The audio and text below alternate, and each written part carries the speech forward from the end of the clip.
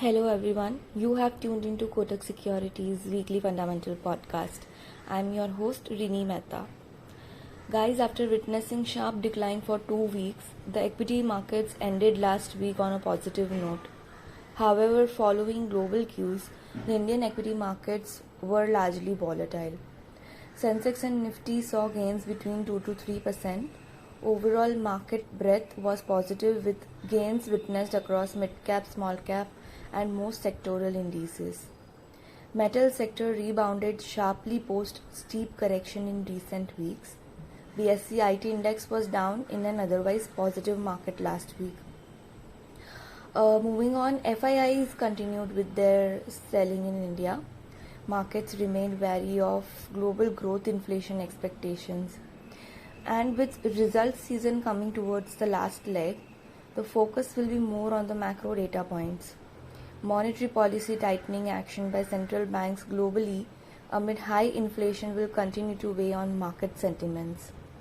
Now speaking of FII flows, notably flows continues to remain negative in the month of May till date and have sold around rupees 44,102 crores till date. We continue to believe that FII flows in India will remain volatile in the near term. And other than Thailand, all other emerging markets witnessed outflows in the month of May till date. Now coming to some fourth quarter result updates and stock recommendations from our research desk. Guys, you can consider buying LIC Housing Finance. LIC Housing Finance reported strong performance across all parameters in fourth quarter. An improving real estate cycle will augur well in the near term, supporting growth acceleration. A faster rate transmission in the current cycle will reduce the impact of rising rates on its net interest margins.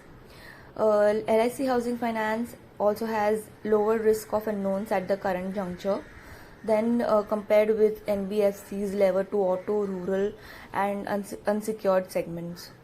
So we retain a positive stance with buy rating and fair value of rupees 600. Moving on, you can also buy ITC. It had another well-rounded quarter.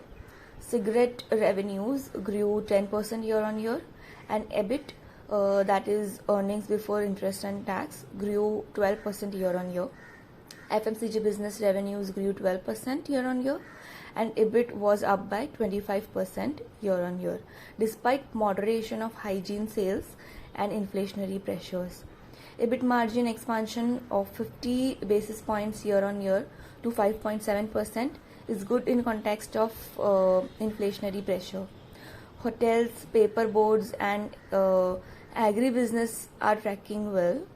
ITC offers decent earnings growth visibility led by recovery in cigarettes and relatively steady performance in FMCG.